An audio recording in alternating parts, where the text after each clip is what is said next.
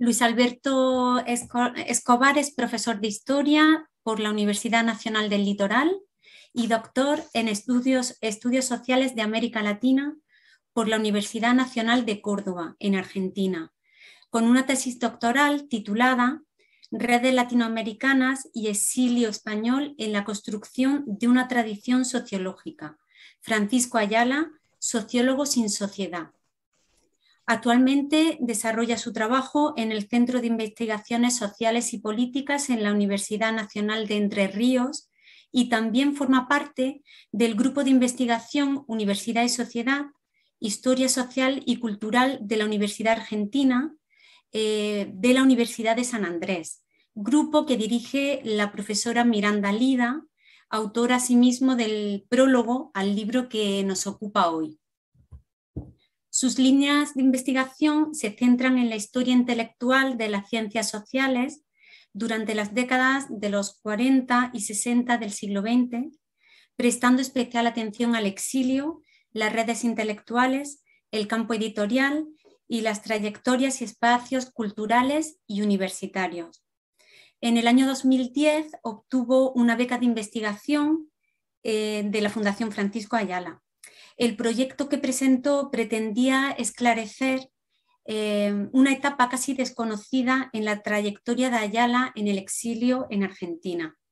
Su trabajo fue publicado al año siguiente en los cuadernos de la Fundación número 5, con el título Francisco Ayala y la Universidad Nacional del Litoral.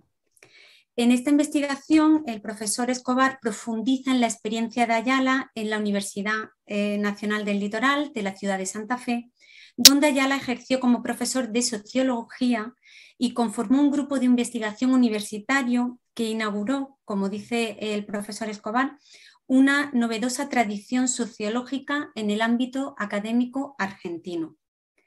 Su último libro publicado y del que nos va a hablar hoy es Francisco Ayala, Exilio Español en Argentina y Renovación de la Sociología Latinoamericana, y ha sido publicado por Prohistoria Ediciones en Rosario.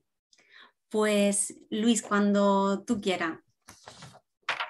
Bueno, antes que nada, muchas gracias Carolina por la presentación, por la invitación y por sostener y coordinar este espacio que realmente creo que abre muchas posibilidades. Muchas gracias también a Manolo por todo el trabajo y la continuidad que hemos tenido, a la Fundación en general, y a Javier, que efectivamente hubiera sido muy útil e interesante tener el libro en el momento de la escritura para sumarlo, ¿no? A todos y todas las presentes, algunos conocidos, algunas conocidas, muchas gracias. Y bueno, pasando en sí, digamos, a tratar de presentar el libro. Este libro en sí, digamos, está muy vinculado a esa trayectoria que acaba de mencionar Carolina, que arranca ya hace mucho tiempo, ¿no? En el 2006, con algunas interrupciones y continuidades, pero en sí, digamos, con una acumulación bastante continua. Y es el resultado un poco de una investigación de tesis ayornada a, a la edición, en cierta manera, ¿no? A la edición del paso de tesis a libro. Y una cuestión que, para entrar ya en el libro, busco ordenar es cómo elaborar un abordaje de Francisco Ayala, ¿no? Supongo que todas acá conocemos la complejidad que implica adentrarse en Francisco Ayala y sobre todo seleccionar dentro de esa complejidad un posible punto de abordaje. Bueno, y en particular desde una propuesta historiográfica en cierta manera, ¿no? Que es un poco el bagaje con el que cargo. Un primer punto para ingresar fue organizar una periodización posible y flexible, ¿no? Ahí fue el primer recorte, por eso justo como decía Carolina, el libro está más o menos ubicado entre las décadas de 1930 y 1950. Luego traté de buscar un enfoque lo suficientemente abierto y allí me propuse armar una historia intelectual de Francisco Ayala, ¿no? Recordada a partir de los heterodoxos vínculos e intervenciones con el campo sociológico. Ya ahí, digamos, hay una una apuesta de una mirada y una posición que tiene que ver justamente con heterodoxos vínculos en la intervención del campo sociológico, ¿no? ¿Por qué una historia intelectual? Y en sí porque creo que permite ingresar a diferentes mundos sociales y culturales, es decir, abre y conecta zonas en relación a una trayectoria a partir de las formas de interrogar los objetos antes que de definirlos, y los modos de ordenarlos relacionalmente, sobre todo, ¿no? Y a partir de este intento de historia intelectual de Francisco Ayala, de acuerdo a esos recortes que fui mencionando, una de las primeras zonas que veo fundamental para articular es los ámbitos formativos y los primeros pasos laborales ayalianos, ¿no? Bueno, ustedes supongo que lo conocen más que bien, pero bueno, no está de más volver sobre esos ámbitos formativos y primeros pasos laborales. Bueno, primer punto importante. Ayala es, en cierta manera, eh, un heredero social, ¿no? No es que surge de cualquier familia, sino que más allá de lo que todos conocemos que relata de su familia venida a Menas, pero digamos, eh, tiene sobre sí toda una serie de acumulaciones de capitales culturales y sociales que es su gran herencia, ¿no? Desde donde parte. Esos capitales los invierte sobre todo en el campo intelectual y en su formación como abogado.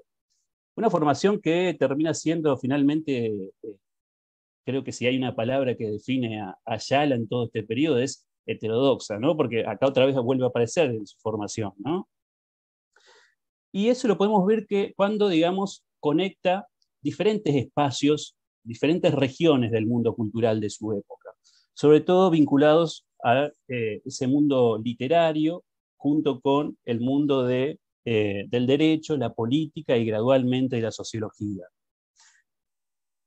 Un punto fundamental dentro de ese mundo son las revistas culturales en las que participa. La Gaceta Literaria, 1927, recién licenciado en Derecho, y para la misma época la Revista de Occidente, que allí, digamos, el gran punto es Ortega y Gasset, influencia bastante fundamental en la obra y en el propio Ayala.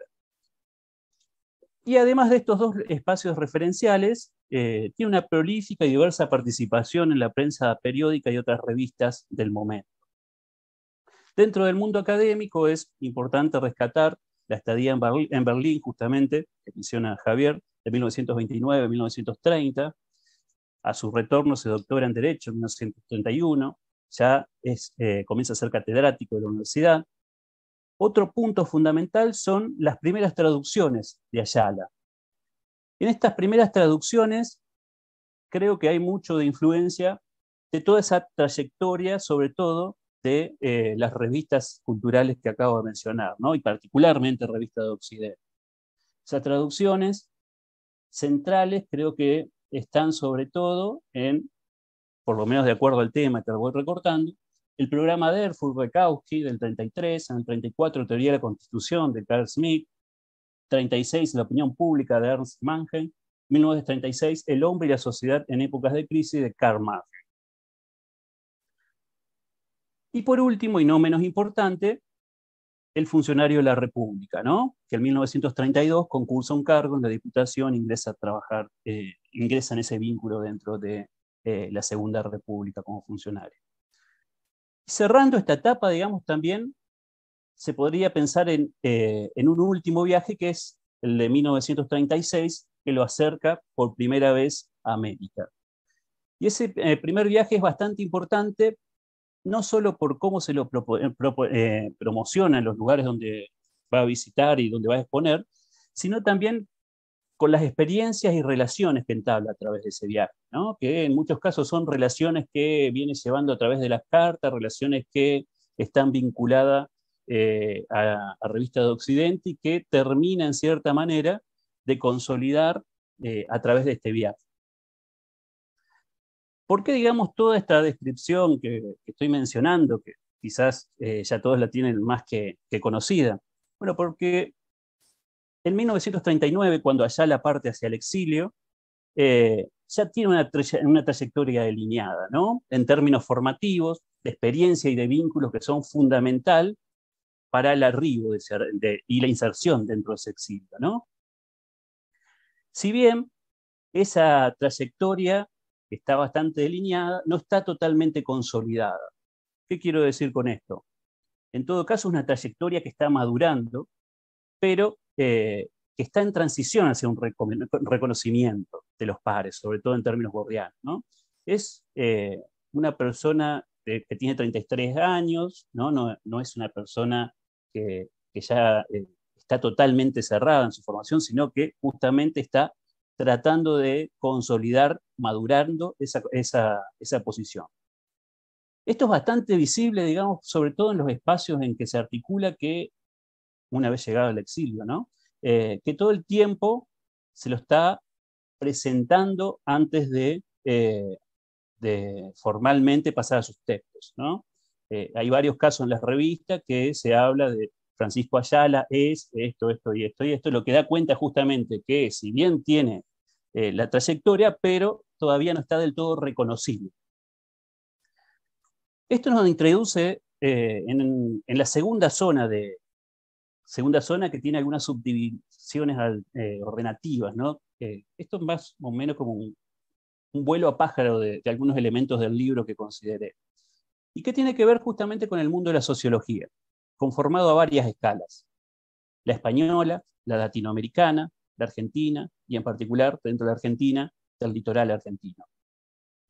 España, bueno, otra vez las traducciones ya mencionadas, el mundo académico político y otra revista de Derecho Privado. Y ahí es fundamental la influencia y mediaciones de Adolfo Posada. ¿Por qué digo que es fundamental? Bueno, esto lo han trabajado bastante bien tanto Alberto Rives Leiva como Juan Morales Martín, en el sentido de que en ese proyecto, como el proyecto específicamente más sociológico de Ayala en España, recortado sobre todo en la proyección de catálogos editoriales, catálogos editoriales que surgen de la revista, que tienen que ver también con las traducciones, que tienen que ver con la proyección de un armado mucho más específico de un catálogo editorial. Y allí además hay un conjunto de jóvenes que coordinan, digamos, este trabajo, entre ellos Medina Echavarría, con quien va a tener un contacto y una continuidad relacional muy fuerte una vez en el exilio. Ya en el exilio cabe preguntarse si es sociología y exilio o exilio y sociología, ¿no? ¿Por qué esto que parecería ser un poco sencillo es una pregunta interesante, o lo creo como interesante? Efectivamente, Ayala, cuando llega a Argentina, ¿es sociólogo o se vuelve sociólogo debido a las condiciones de su salida? De cierta manera, creo que si bien tiene una trayectoria muy vinculada a la sociología, lo que hace es, en cierta manera, Ayala, sistematizar sus vínculos con la sociología en un doble sentido. Un sentido estratégico, económico, laboral, y en un sentido intelectual. ¿Cuál es ese sentido intelectual?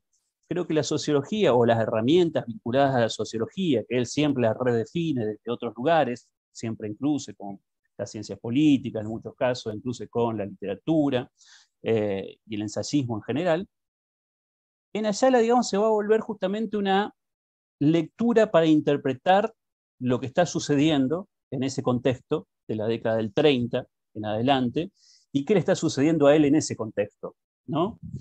¿Qué pasó básicamente en España? ¿Qué está pasando en Europa? ¿Qué está pasando en lo que se puede llamar la civilización occidental del momento, ¿no? Y que Ayala lo lee desde una perspectiva de crisis, ¿no? Crisis que lo atraviesa todo. Una crisis que en cierta manera se puede plantear como una crisis civilizatoria, ¿no? Y acá, digamos, todo ese trabajo que gradualmente Ayala va a introducir, lo hace desde un doble espacio. Primero, un espacio académico, institucional, breve, que es en la Universidad Nacional del Litoral entre 1940-41 al 43. Pero su principal trabajo está por fuera de la institucionalización. Bueno, sabemos que a diferencia de México, digamos, los exiliados que vienen a Argentina, les resulta muy difícil institucionalizarse en los medios universitarios, que son los medios académicos por excelencia del momento.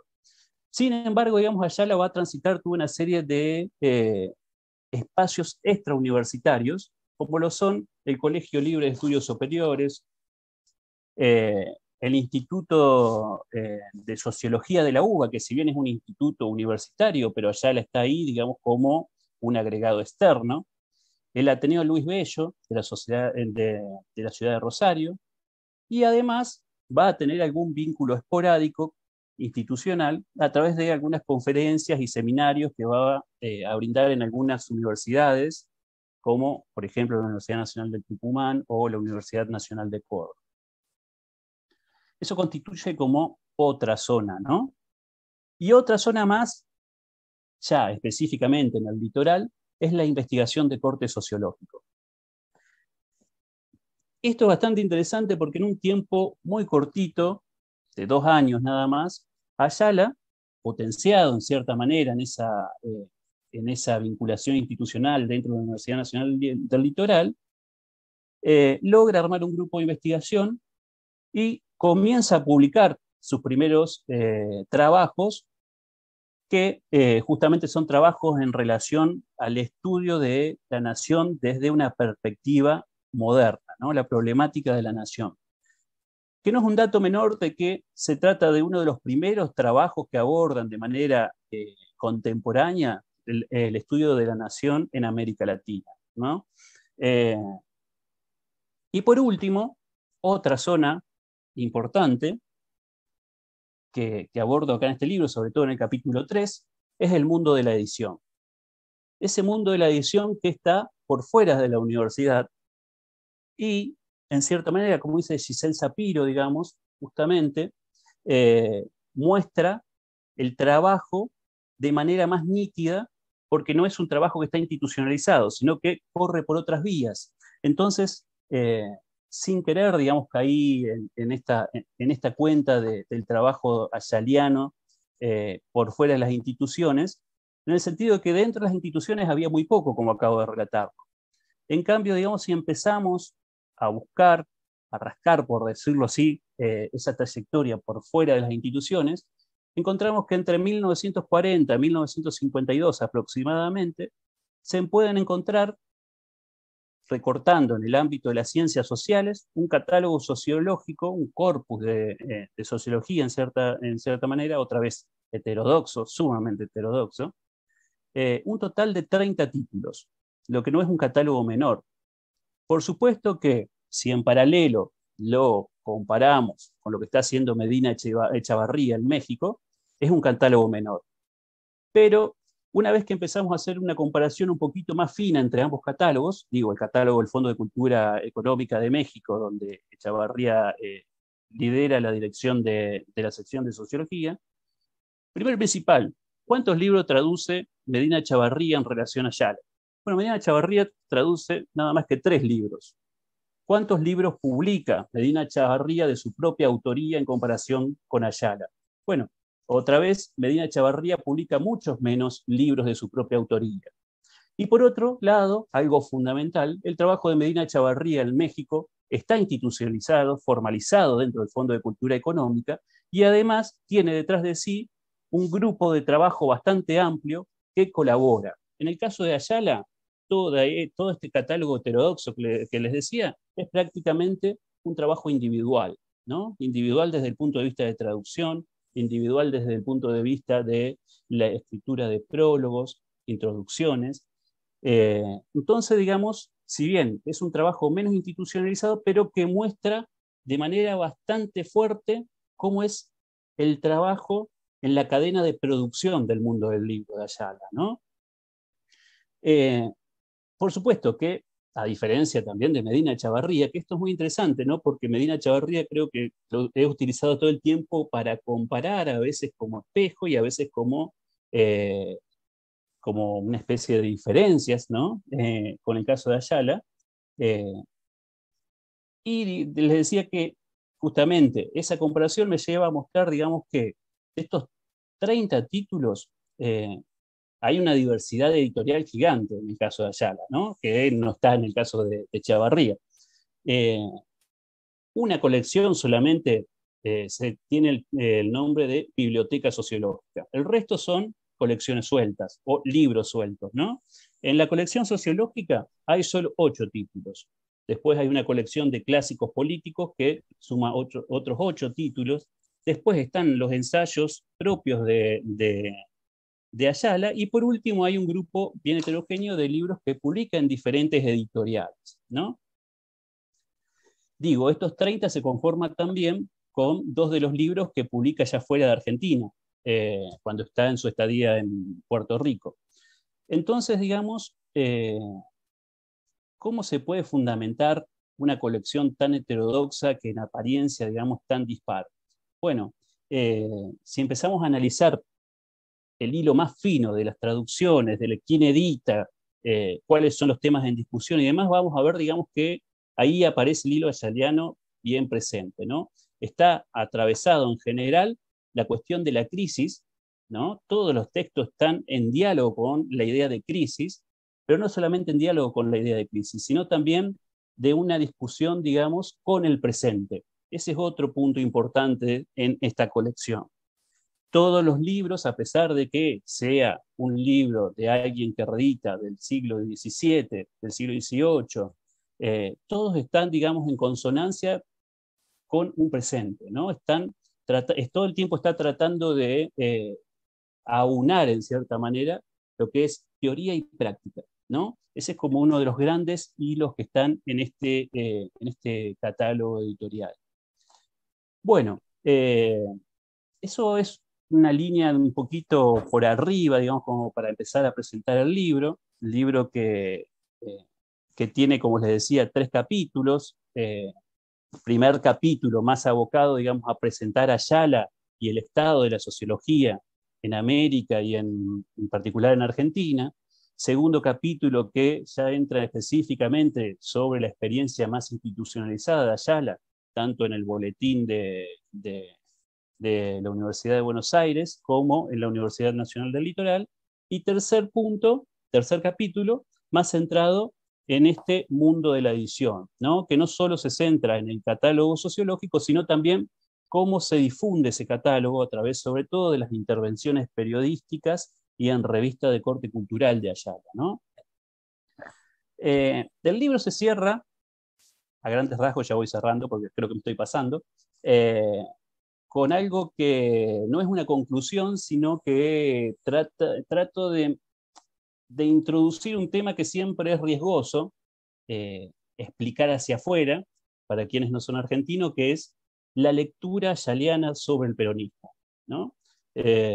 Y ese es un tema un tanto siempre complicado, ¿no? Porque genera lecturas a veces contradictorias en relación a ese fenómeno argentino que es el peronismo. Y justamente lo que trato de hacer en el último capítulo es ver qué dice Ayala sobre el peronismo, ¿no? Y es muy interesante finalmente lo que obtuve ahí, digamos, que tiene que ver, digamos, que Ayala en realidad habla del peronismo a través de hablar de los intelectuales, ¿no? La idea de razón del mundo ahí es la clave justamente para leer el peronismo de Ayala. Es decir, lo que hace Ayala al leer el peronismo en realidad es un estado sobre los intelectuales, ¿no? ¿Qué culpa tuvimos nosotros los intelectuales en el surgimiento del peronismo? Parece ser, digamos, la apuesta de Ayala para leer el peronismo, ¿no? Y una lectura que me parece sumamente interesante en la época, que todos justamente están hablando detractivamente del peronismo, mientras que Ayala dice, bueno, ¿cuál es nuestra responsabilidad como intelectuales en función del peronismo? ¿Por qué surgió el peronismo? Bueno, quizás el peronismo surgió porque hemos apostado a una lectura de un nacionalismo sano y no nos dimos cuenta en cierta manera que se escondía detrás de ese nacionalismo sano que enseñábamos en la escuela, que escribíamos y publicábamos a través de nuestros libros, ¿no? Es como una crítica bastante interesante al campo intelectual, sobre todo argentino, y el campo intelectual vinculado fundamentalmente con el antifascismo y con ese mundo liberal que se estaba descomponiendo luego del peronismo, ¿no? Ese es un poco como el cierre del libro Grandes Rasgos.